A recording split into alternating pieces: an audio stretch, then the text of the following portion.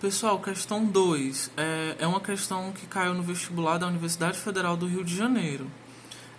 E a questão 12, né, do livro de vocês.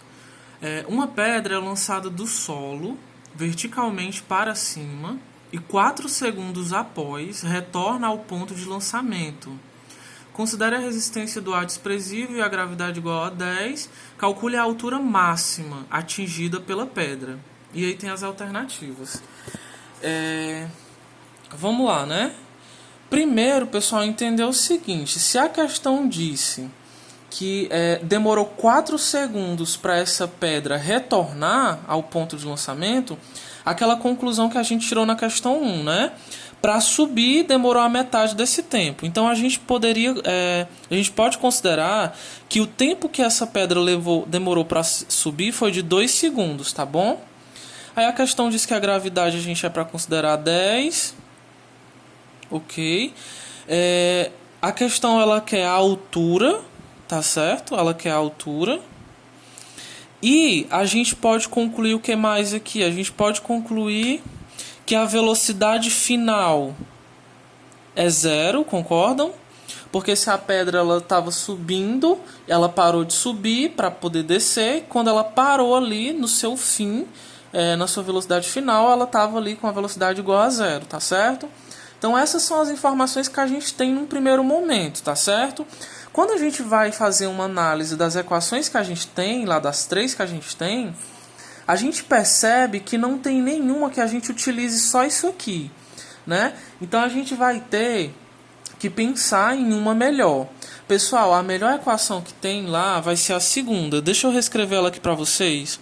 S é igual a S0 mais V0t mais a gravidade dividido para 2 vezes o tempo ao quadrado. Essa vai ser a melhor equação que a gente tem para utilizar, tá certo? E aí eu vou falar uma coisa que eu não falei na questão 1. Essa coisa de deslocamento que a gente tinha nas equações dos movimentos horizontais, aqui nos movimentos verticais a gente vai chamar de altura, tá certo? Porque veja bem, ó, nos movimentos horizontais eu saio de um canto para ir para outro, eu me desloquei. No caso dos movimentos verticais, a gente está trabalhando uma coisa que subiu, uma coisa que desceu. Então faz mais sentido a gente chamar isso de altura do que chamar de deslocamento. Então deixa eu fazer mais uma adaptação nessa equação. Eu vou fazer o seguinte, ó.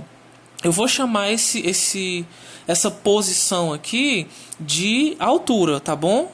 A altura final, a altura inicial. Gente, na maioria das vezes a altura inicial é 0, né? Ela estava ali num determinado local no início e a gente jogou para cima e tal. Então normalmente a altura inicial vai ser 0, mas eu vou deixar aqui.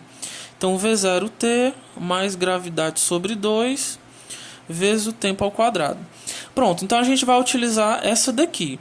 Só que aí, se vocês perceberem bem, a gente tem o valor da velocidade inicial. A gente tem a da altura, né, que é o que a gente vai descobrir. A altura inicial é 0, tá certo? Que a pedra estava ali no solo, então a altura era 0. Velocidade inicial a gente não tem, o tempo a gente tem, a gravidade a gente tem. Então tá faltando só essa velocidade inicial aqui para a gente poder utilizar essa equação. Aí vamos fazer o seguinte, vamos utilizar aquela primeira equação para descobrir, aí detalhe, como a gente está fazendo a análise de um movimento de algo que subiu, então esse mais aqui ó, tem que ser um menos na verdade, tá certo? Deixa eu reescrever. A gente tem que ter bastante atenção nisso aqui, senão a gente erra, tá bom?